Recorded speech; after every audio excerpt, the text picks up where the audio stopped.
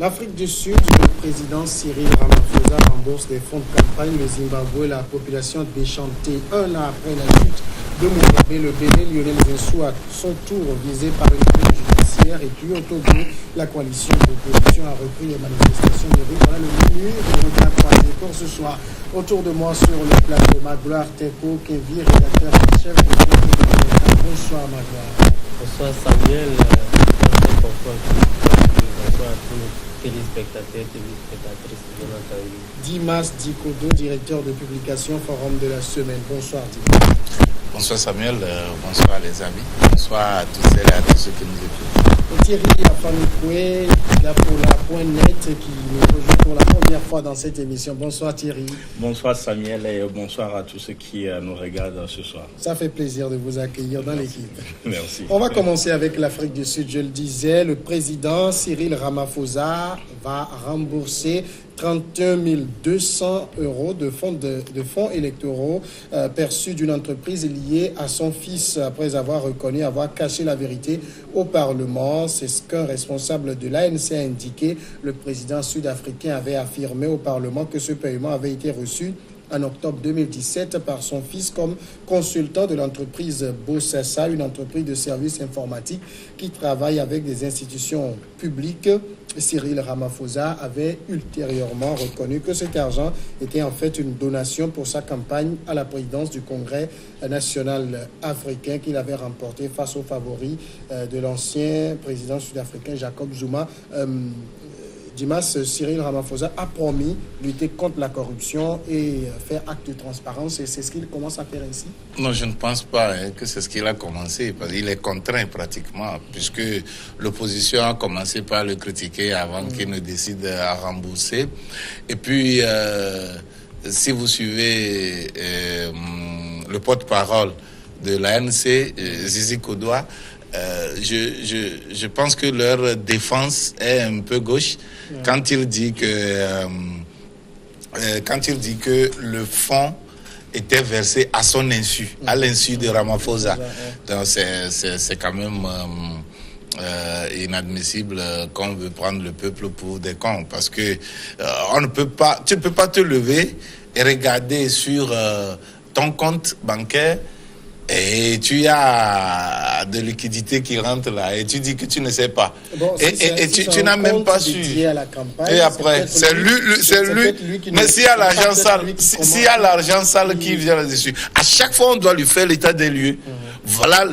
Mais non, quand même, c'est lui le chef, le commandant de bord. À chaque fois on doit lui faire l'état des lieux pour lui dire voilà tel montant qui sont rentrés provenant de tel. Si les adversaires faisaient éjeter du fond de l'argent sale dans sa campagne, comment il saura?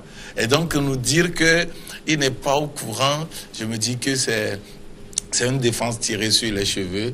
Il doit assumer, étant donné qu'il a bâti sa campagne autour de la lutte contre la corruption, la transparence. Voilà les choses qui le rattrapent. Il doit l'assumer. N'oublie pas que c'est des fonds qui proviennent d'une entreprise très proche de son fils. Et donc là-dessus, il ne peut pas dire qu'il n'est pas au courant. Du moins, il y a un proche parent au moins qui est au courant. Alors, Thierry Afanoukou, 31 200 euros, ce n'est pas 31 200 francs CFA. Donc, forcément, on sait qu'il y a un tel fonds qui arrive sur mon compte. Oui, vous savez, il s'est engagé à lutter contre la corruption. Vous avez vu tout ce qui s'est passé autour de son ancien ministre des Finances. Aujourd'hui, lui-même, il se retrouve dans cette affaire-là de fonds versés sur son compte de campagne.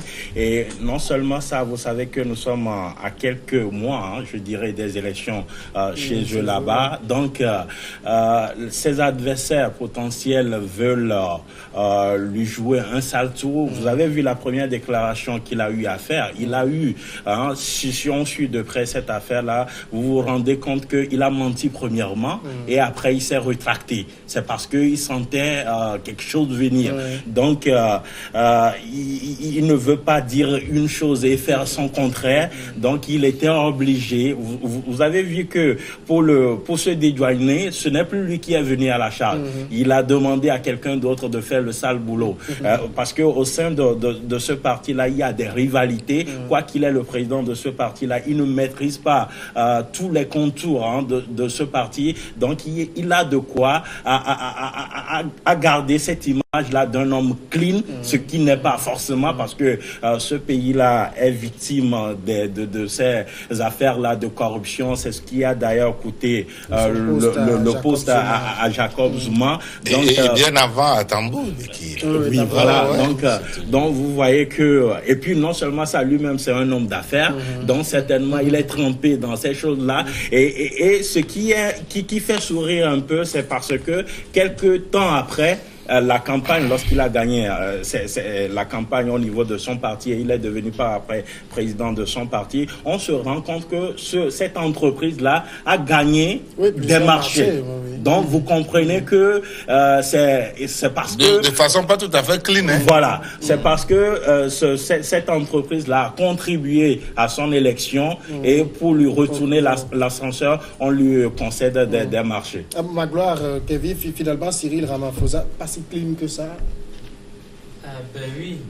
Vous savez, moi, je dis toujours, c'est des hommes politiques, il faut essayer d'analyser chaque acte que ces hommes politiques-là posent au quotidien. Et a priori, on peut se réjouir de la démarche du président Ramaphosa parce que les uns les autres l'ont rappelé, qu'il a basé, n'est-ce pas, son mandature sur la lutte contre la corruption et d'autres pratiques de financement douteuses. Et donc, moi, je dis, a priori, c'est une très bonne chose. Mais quand on prend un peu de recul, on se rendra forcément compte que ce n'est pas loin d'une orchestration, ce n'est pas loin d'une machination que lui-même, un pilote de bout en bout, parce que Thierry l'a rappelé tout à l'heure, en début d'affaires, il avait dit une chose, comme quoi c'était une donation, et dans le cas des primaires qu'ils avaient fait, n'est-ce pas, dans le cas de l'ANC, mais après il s'est retraité pour dire autre chose, et en réalité on dira qu'il s'est contredit. Et en matière pénale, ça doit coûter ce que ça doit coûter. Mais comme c'est le chef de l'État, eh bien, on fait comme si rien n'était. Et donc, pour moi, personnellement, rien que sur la base de cette contradiction-là, tout le processus me pose problème. Il est disqualifié. Voilà. Mais au-delà de tout, je comprends aussi, quand il dit que l'argent a été déposé sur son compte, à son insu, c'est peut-être pour se polir un peu dans cette affaire, quand on sait que oui, on dit souvent, surtout en Afrique, que les chefs d'État, c'est des réseaux qui sont autour d'eux, et donc il veut faire croire qu'il n'est pas aussi concerné, ou du moins il ne sait pas véritablement ce qui se jouait, mais en réalité, moi je doute fort qu'il ne soit pas au courant lui-même, dans la mesure où on sait que l'Afrique du Sud, c'est un pays qui est très connu dans ce genre de pratiques. On a évoqué le cas de l'ancien président Jacob Zuma qui s'est rabattu sur le trésor public pour construire sa résidence privée et tout ça, ce qui fait qu'aujourd'hui, toute analyse avisée ne doit pas se réjouir d'office de l'acte que vient de poser Cyril Ramaphosa. Dimanche, mais s'il y a quelqu'un qui doit se réjouir, c'est Jacob Zuma, qu'on a traité de tous les noms.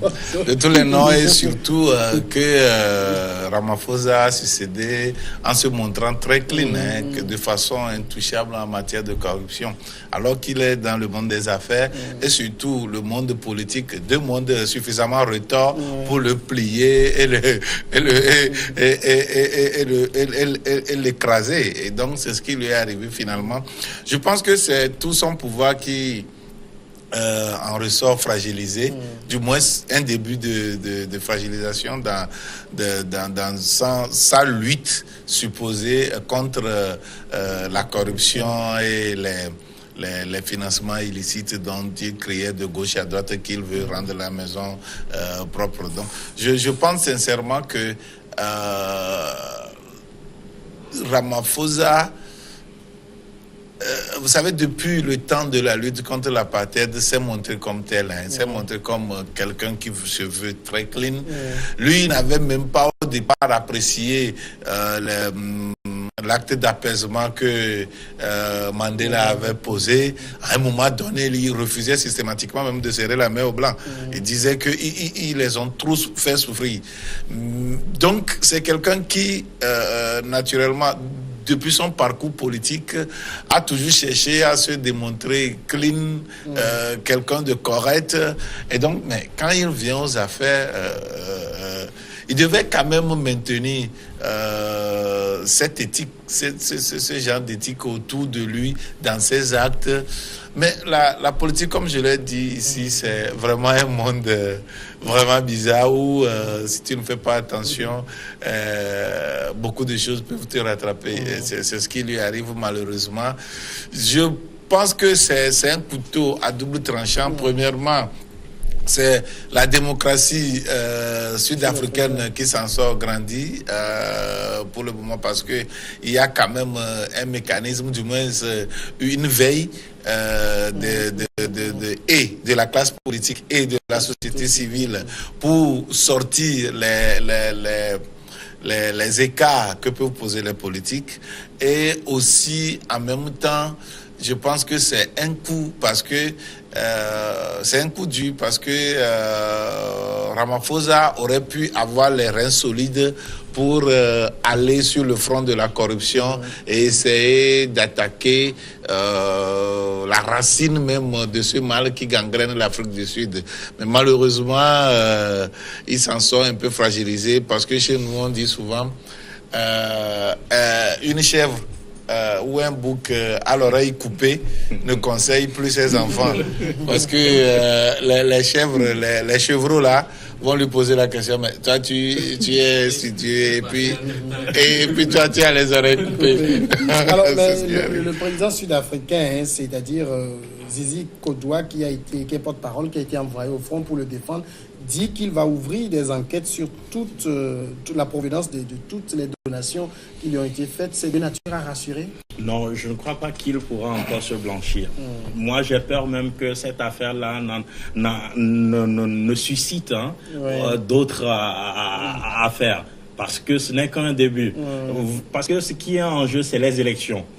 Vous savez, cette affaire-là, ça me rappelle un peu ce qui s'est passé avec François Fillon. Quand vous voulez faire de la politique, il faut faire extrêmement attention et savoir faire les déclarations ou savoir se positionner. Parce que, on l'a dit, c'est un homme d'affaires. Donc, certainement, il y aura d'autres affaires. Vous avez vu, dans cette affaire-là, son fils est impliqué. On ne sait pas.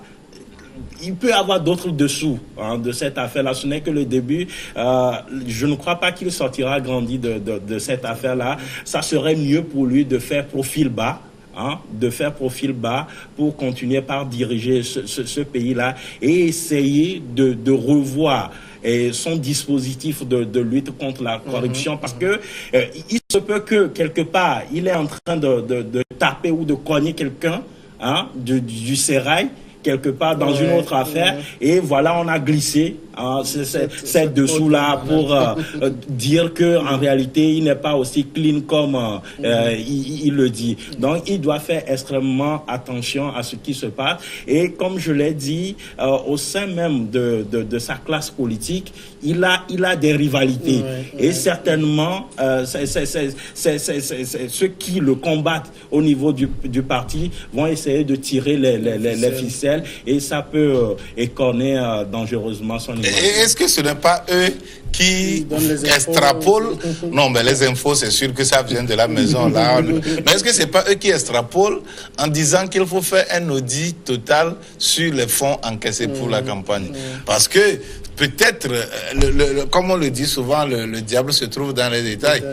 Vous voyez? Quand il cherche les détails là, est-ce que c'est Ramaphosa qui veut réellement qu'on fasse réellement cet audit? Ou bien c'est le parti qui veut le faire pour se blanchir? parce qu'on sait que ça peut se passer comme cela, et comme cela, les rivaux potentiels au sein vont lui donner un coup pour le bouter dehors. Mais par rapport à sa future campagne, parce que Thierry l'a rappelé, l'ANC va entrer en campagne l'année prochaine pour les élections générales. On le prive là d'un sérieux argument. Cyril Ramaphosa a été tenté, ou aurait dû être tenté de faire campagne sur la lutte contre la corruption, mais là, ça démarre mal. Oui, ben, c'est pour cela que je vous disais qu'on devrait faire attention par rapport à ce qui se joue en Afrique du Sud là, parce que vous savez, les hommes politiques savent toujours habiller les choses, parce qu'il a vu venir le feu, ils ont mis en place une stratégie pour pouvoir le dédouaner au moment opportun. Et vous allez voir qu'il y a un moment crucial qui approche, et donc il va falloir mettre des stratégies en place. Et donc aujourd'hui, tout semble dire que le président, oui, il a vu venir le feu. Qu'est-ce qu'il faut faire? Et dans les imaginations fertiles, on a trouvé qu'il était important de reprendre l'affaire. Et quand le président dit, parce qu'on nous dit officiellement que c'est le président en tant que candidat. Non pas en tant que candidat, mais en tant que président de la République et le premier des magistrats qui ordonne à ce qu'on on fasse des enquêtes. On fasse des enquêtes sur toutes les donations qui sont rentrées, du moins dans sa caisse, pour ce qui concerne la présidentielle. Et donc, c'est peut-être une stratégie pour lui de pouvoir se racheter par rapport à cette bourde-là. Mais je dis, la démocratie, ce qu'elle aime, on fera toujours et toujours à ce qu'il ait gain de cause à la fin, parce que après, non, à la fin du Sud, c'est pas acquis d'avance. Mais je vous dis, Magloire, c'est pas acquis d'avance. Ça peut même l'emporter. C'est pour cela que je dis, la démocratie, elle est ce qu'elle est. Il revient maintenant à ceux qui alimentent l'opposition de pouvoir se doter des arguments solides pour pouvoir enfin, prendre en contre-pied le camp présidentiel. Parce que je ne crois pas que le camp présidentiel, avec le chef de l'État devant, se laisseront abattre. Non, mais il y a des rivaux, il y a des rivalités internes. On va marquer la pause.